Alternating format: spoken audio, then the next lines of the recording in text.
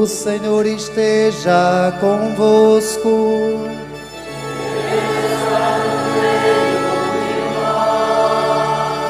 Proclamação do Evangelho de Jesus Cristo segundo João.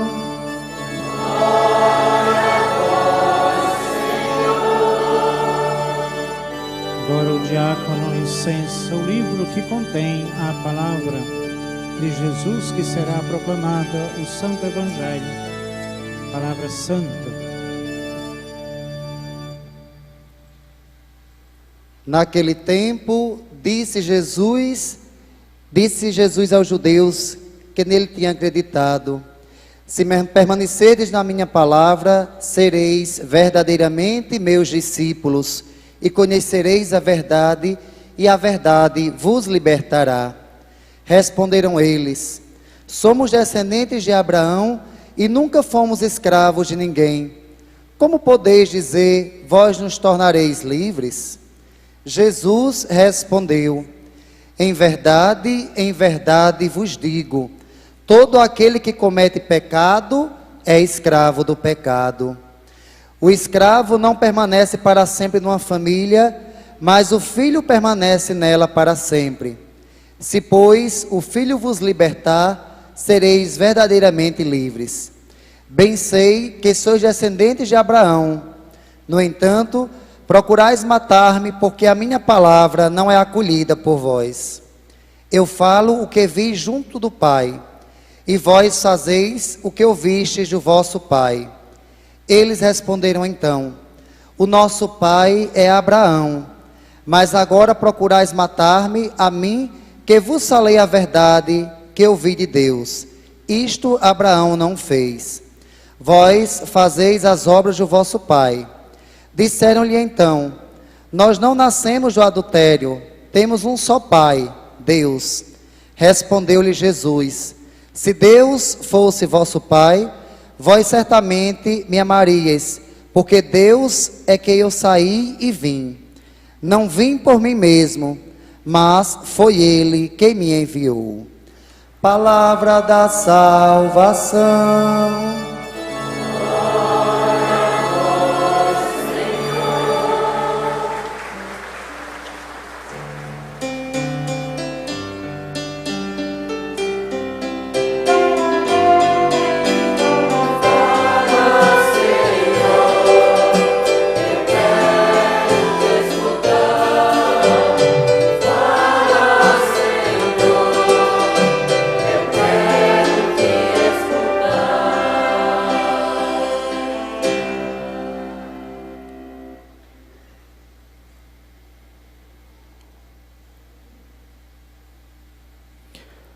Uma espiritualidade encarnada na história do Seridó, a partir da devoção a Santana de Caicó. Inicio este momento abraçando os irmãos diáconos e presbíteros aqui presentes, e a todos aqueles que durante estes dias de festa de Santana de Caicó aqui estiveram conosco. E eu os cumprimento a todos naquele que é o fundamento visível da unidade da igreja no nosso Seridó. Se Deus elegeu e quis para ser seu servidor, o homem, seja quem for, só pode ser mais feliz. De fé firme, sua raiz não se compara a cipó. Se vem para o Seridó, sua estrada é alegre e plana. Vem trazido por Santana, o bispo de Caicó, que só pode ser muito feliz por ser bispo de uma diocese tão mimosa como a diocese de Caicó. Uma saudação a quem dá sentido à festa que nós realizamos. Quando eu digo que Santana é Santana de Caicó, eu erro o nome da avó dessa terra soberana? Penso que jamais se engana quem usar essa maneira de invocar a padroeira e uso a eclesiologia para fazer a analogia da razão mais verdadeira. Não há bispo vagamundo, cada qual tem seu lugar, ordinário ou titular ou emérito no mundo. Digo com ardor profundo, nenhum bispo é bispo só, é de todo seridó, mas de Caicó se diz que é. Assim, pois, em nossa fé é Santana de Caicó.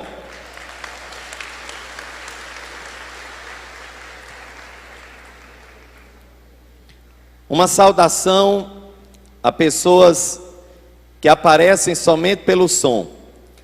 As mais belas madrugadas do sertão de Caicó são quando o mestre Totó inaugura as alvoradas. São horas tão perfumadas como em noites de seresta. A cidade então se apresta e o povo atrás dela anda, pois uma festa sem banda é uma banda de festa. 12 horas, sol a pino, na frente da catedral, num palco tão natural, com prazer se escuta o sino. De Santana o belo hino, recordações nos empresta. Dos olhos por uma fresta, lágrimas vêm em ciranda, pois uma festa sem banda é uma banda de festa.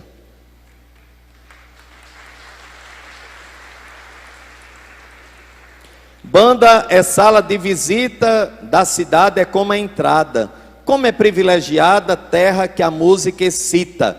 Ao ouvi-la, a alma palpita, a criança desembesta, uma paz em nós se gesta e a saudade chega branda. Pois uma festa sem banda é uma banda de festa. Vejo a hora padroeira com a filha ir passeando, cada músico abraçando e Joaquim numa fileira. Nossa gente altaneira ama a banda e já protesta que a nossa festa só presta se a banda à frente comanda, pois uma festa sem banda. Nossa saudação à banda de música Recreio Caicoense, nossa furiosa. A quem faz a segurança e as mesas está servindo, nas cozinhas produzindo, e a quem organiza dança. A quem na festa trabalha, a quem na luta não falha, não pode vir a oração. A quem vive nas estradas com gente ou cargas pesadas, dirigindo ganha o pão. Fica aqui uma lembrança, como de fé e esperança, amistosa saudação.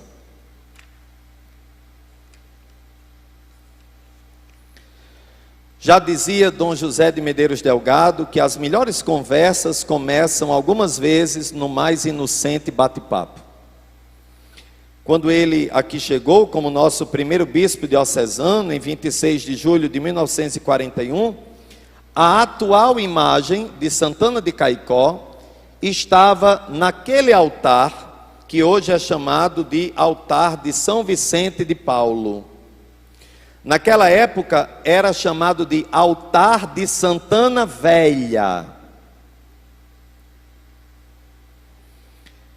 Cônego Celso Cico, que aqui trabalhou de 1917 a 1928, depois dos trabalhos de remodelação em nossa matriz, como tirando as tribunas e colocando os arcos, vendo o péssimo estado em que se encontrava a imagem da excelsa padroeira, trouxe, em 12 de outubro de 1919, uma imagem nova.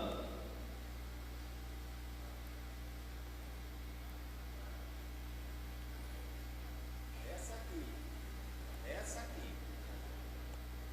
Conforme a moda sacra daquele momento histórico. Para que fiquemos pasmos, esta imagem de Santana de Caicó,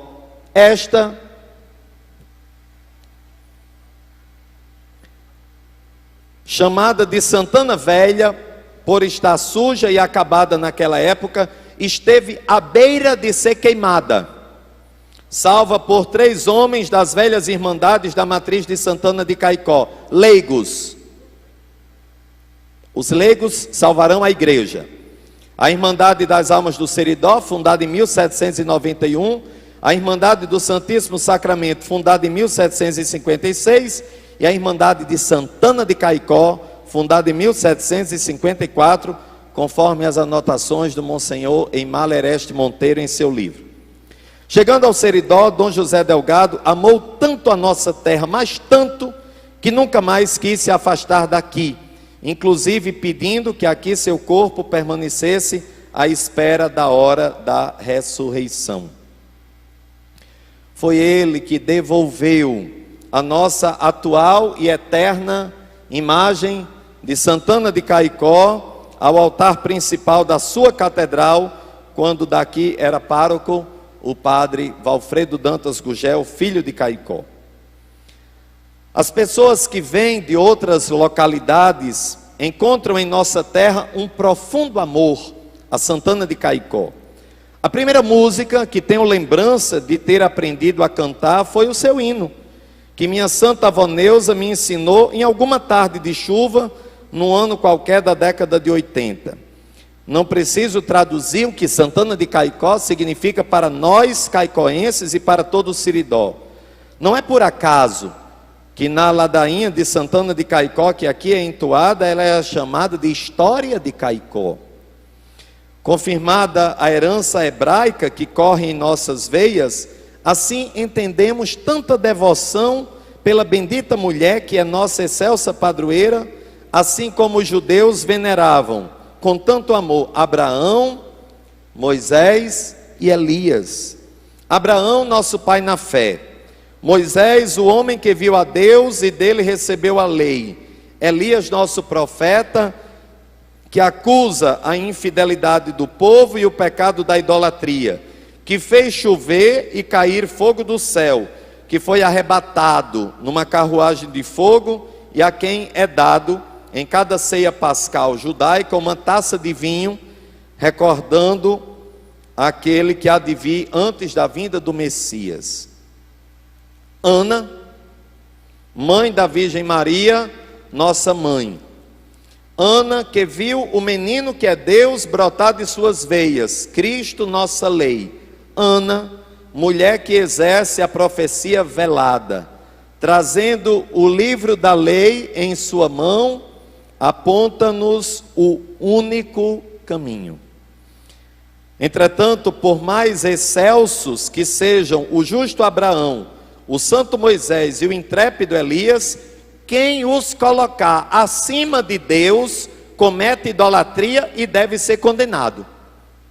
Porque toda idolatria deve ser punida pela justiça divina, justiça que recupera os perdidos e conserta os fragilizados, devolvendo-lhes a alegria e a paz de Deus. Na história da salvação, Abraão, Moisés e Elias abriram caminho para aquele que deveria vir de Deus para a nossa redenção, nosso Senhor Jesus Cristo. A entrega de Abraão, a obediência de Moisés e o amor de Elias a Deus sobre todas as coisas realizam-se em Cristo plenamente. Cristo, novo Abraão, novo Moisés, novo Elias. A espiritualidade cristã é a vida de Cristo em nós. E não pode haver espiritualidade mais encarnada que a realização do Evangelho em nossa vida. Senhor, que queres de mim? Senhor, que queres que eu faça? É a pergunta de todo cristão que vive a sua espiritualidade de discípula e discípulo de Jesus Cristo. Quanto mais difícil a encarnação de Cristo em nossa vida, mais presente é a ação da graça divina em nós. Nas horas mais duras é que Deus é mais delicado, escrevia Dom Delgado. É preciso, pois, recolocar o querido Deus e Pai na centralidade da fé que professamos, sendo a Santíssima Trindade a família primordial e radical. Primordial porque é a primeira, radical porque é raiz de todas as outras. Nossa fé é a comunhão de todos na única família congregada por Cristo. Eis o mistério da comunhão dos santos. A glória de Deus não é negada, não é sequestrada, nem é tampouco roubada quando celebramos Santana de Caicó. Na verdade, reconhecemos as maravilhas de Deus realizadas nela, em favor dos filhos de Abraão, em nosso benefício. Entretanto, no momento em que Abraão passa a ser o nosso referencial, a ponto de dizermos que somos descendentes de Abraão, e o Deus de Abraão perde a sua referencialidade, a sua centralidade, passamos a ser, no mínimo, deturpadores da fé de nosso pai Abraão.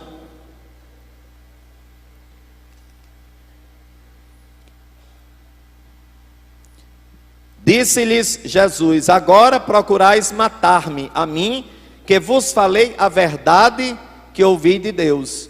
Um povo que se reúne com tanta devoção em honra de Santana de Caicó, um povo que não se reúne aos domingos para celebrar a Eucaristia, que é o centro de nossa fé, é um povo idólatra, é um povo sem piedade, é um povo sem fé cristã, é um povo pagão com devoções católicas. Somos nós, caicoenses, acusados de idolatria, porque tiramos de Deus a centralidade que só a Ele pertence e damos uma vez ao ano a Santana de Caicó.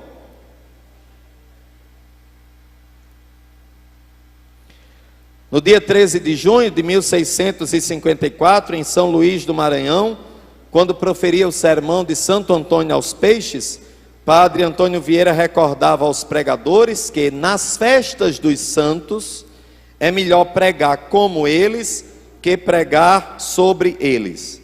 De Ana e Joaquim nós nada temos escrito.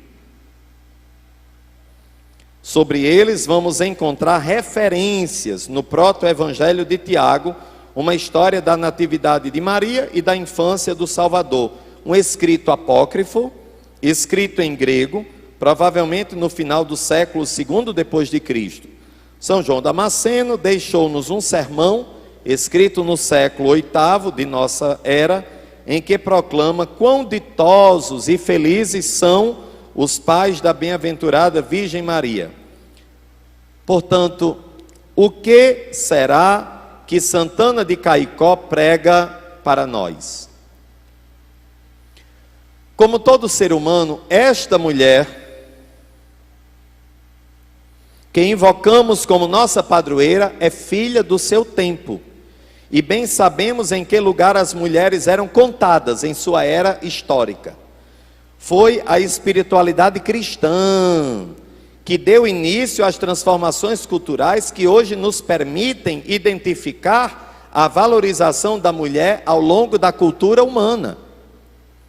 Se no primeiro Gênesis Deus quis iniciar a obra da criação pelo homem e foi dele que se fez a mulher, no segundo Gênesis Deus quis contar sobremodo com a mulher, desde tempos imemoriais injustiçada, e da mulher se formou a obra da nova criação em Cristo.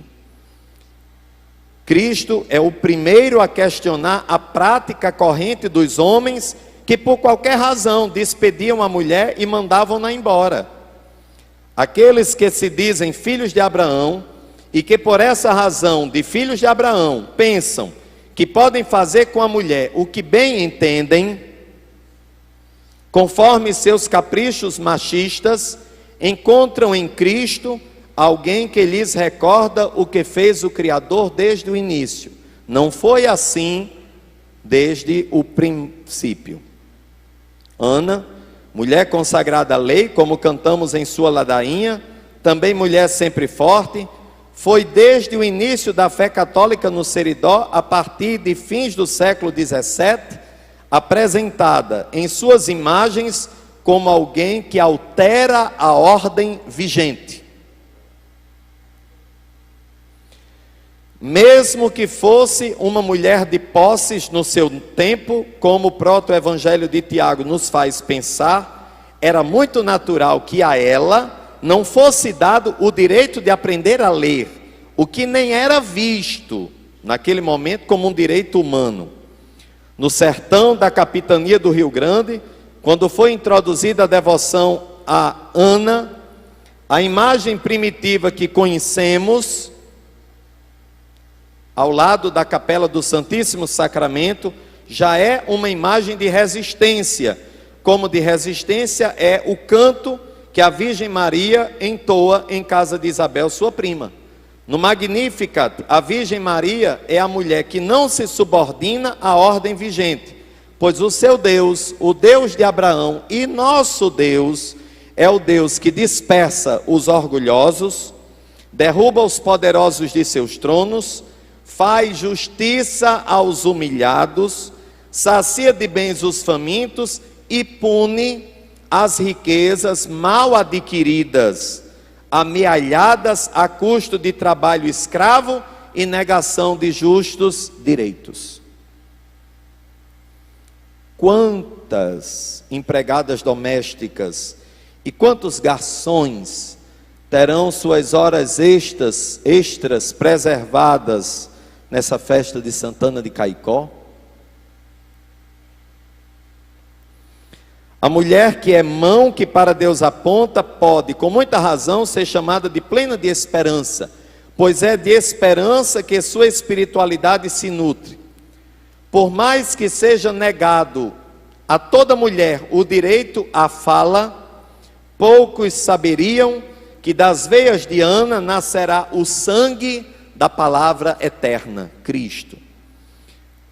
Há imagens que retratam Ana santa e gloriosa como guia, conduzindo sua filha pela mão, que às vezes traz um livro nos braços, nem sempre aberto, mas as 3 imagens de Santana de Caicó que conhecemos, a primitiva, a Santana velha, que é a que mais tempo passou entronizada, trazida pelo padre senador Francisco de Brito Guerra, e a imagem de Cônego Celso Sico, todas são representação de Santana Mestra, todas elas com o livro da lei de Deus. Ainda que a Virgem Maria não soubesse ler, aprendeu a ser como sua mãe Ana, mulher consagrada à lei de Deus. Nós temos como insigne padroeira uma mulher representada numa cena de aprendizado, de transmissão de ensino a outra mulher, sua filha. Não foi somente Dom José de Medeiros Delgado que Caicó apaixonou e por ele foi amada com todas as forças de seu coração pastoral.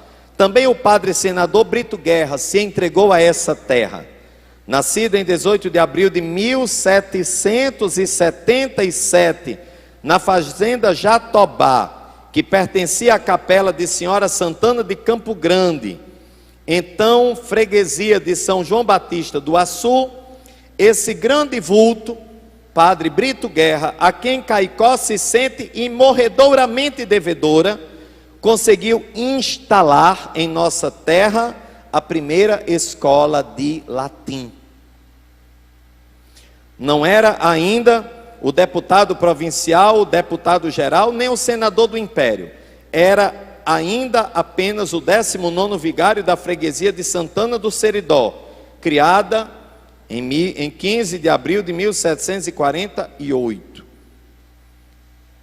O município de Caicó teve sua emancipação política em 31 de julho de 1788, de modo que na próxima terça-feira, nossa cidade comemora 230 anos de emancipação política. Vamos ver se nós conseguimos corrigir o erro que há 50 anos se instalou em Caicó. Em 1868, nossa terra de Vila Nova do Príncipe, que já era emancipada desde 1788, passou a ser chamada Cidade do Príncipe. Caicó tem, portanto, 230 anos de emancipação política. e desde o princípio esteve sob o olhar de Ana Doce e Clemente, a santa do amor e da devoção do padre senador Brito Guerra. Caicó não foi emancipado em 16 de dezembro de 1868, isto é, erro. Tendo sido aluno fundador do seminário de Olinda, padre Brito Guerra aprendeu com o bispo Azeredo Coutinho que não se poderia construir verdadeiramente a fé cristã em parte alguma, nem se conseguir os ideais de liberdade, igualdade e fraternidade que nasceram originalmente da mensagem cristã, se os povos não tivessem justo direito à educação. Nossa fé, portanto, a espiritualidade que brota da imagem de Santana de Caicó é marcada por uma espiritualidade aprendiz, a autêntica espiritualidade cristã. Se grande marca de Padre Brito Guerra é a escola de latim, é o interesse pela educação que marcou a chegada de Dom Delgado à mimosa diocese de Caicó, como ele mesmo chamava, já estando em São Luís do Maranhão. Foi o ginásio diocesano siridoense a primeira obra do seu pastoreio de 10 anos entre nós. É, sem dúvida, a marca da educação, a tônica principal da espiritualidade cristã. Aprendei de mim. É a palavra do mestre. Aprendei de mim. Para que seu rebanho fosse um rebanho de espiritualidade vigorosa, Dom Delgado colocava em sua primeira carta pastoral uma atenção especial à ação católica, que era movimento destinado a formar leigas e leigos para a santidade no mundo de cada dia. Vivendo em 2018 o ano do laicato, o documento 105 da CNBB tem nos dado pistas interessantes para que nossos leigos e leigas vivam sua consagração batismal e com seus pastores sejamos sal da terra e luz do mundo. Em 15 de maio de 1966, Dom José Delgado escrevia: Dom Delgado, eu me considero uma realização dos leigos, uma expressão do povo de Deus. Eu tive a felicidade de não poder parar com os conhecimentos obtidos durante o curso eclesiástico, pelo fato de sentir a sede crescente de esclarecimentos na fé, sobretudo de conhecimentos eclesiásticos por parte de leigos, vi-me impelido todo dia a abeirar-me dos livros e estive em contato com tudo quanto me caía às mãos a respeito do magistério da igreja. Não fosse a ação católica, não teria passado de um simples padre, e não sei se de um padre medíocre, mais ou menos pobre e desanimado, uma caricatura de padre. Não me esquecerei jamais de proclamar agradecido que foram os leigos que me fizeram bispo. Palavras de Dom Delgado. Precisamos, portanto, redescobrir a nossa espiritualidade, algo de tão simples e ao mesmo tempo tão ausente, para que tenhamos leigas e leigos, assim como diáconos, padres e bispos, apaixonados pela igreja, como continuadora da missão redentora de Cristo, desde que Cristo seja o centro de nossa fé. São dos leigos e das leigas que nós, diáconos, padres e bispos, nascemos. Se nossa querida e tão ditosa padroeira não conseguir inspirar a nossa espiritualidade, nossa devoção a Santana de Caicó será uma devoção vazia, sem sentido, inútil, literalmente. Não adiantará nós, caicoenses, devotos e devotas de Santana, dizermos que somos do Siridó, pois Cristo nos dirá que é preciso permanecer em sua palavra para sermos verdadeiramente seus discípulos. O encontro com Jesus Cristo leva a uma espiritualidade integral e completa, diz o documento 105, e prossegue: esta espiritualidade contempla a conversão pessoal, o discipulado, a experiência comunitária, a formação bíblico-teológica e o compromisso missionário.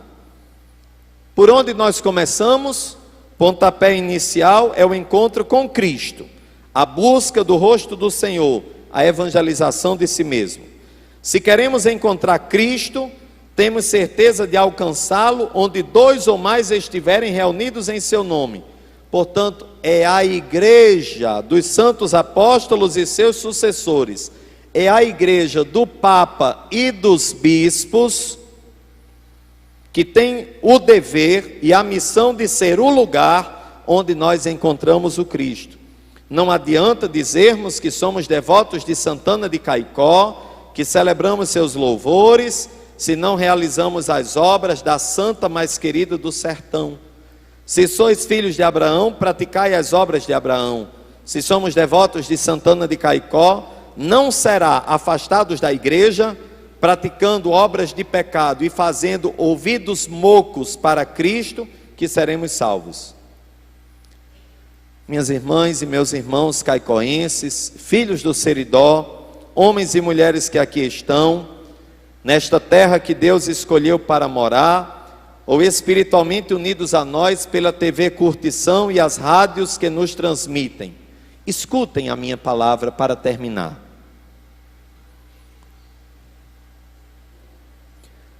Não haja mais,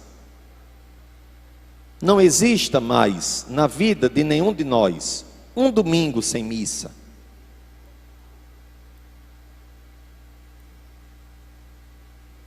Um domingo sem missa, uma vida sem a Eucaristia, uma vida sem Cristo, uma vida sem o Cristo da igreja, uma vida sem a igreja de Cristo, anula completamente o que nós estamos reunidos celebrando. Uma espiritualidade encarnada passa por mudanças de hábitos.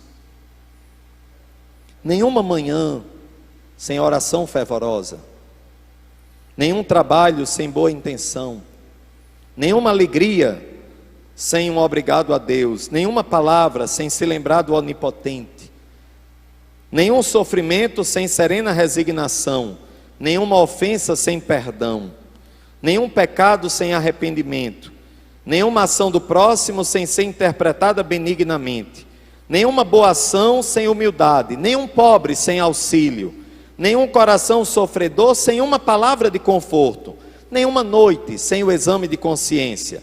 Este programa de vida, escrito pela Madre Francisca Lerner, fundadora das Irmãs Filhas do Amor Divino, assim como as obras de misericórdia, a oração de São Francisco de Assis, o terço de Nossa Senhora, são desdobramentos da lei de Deus, o grande caminho da realização de nossa espiritualidade.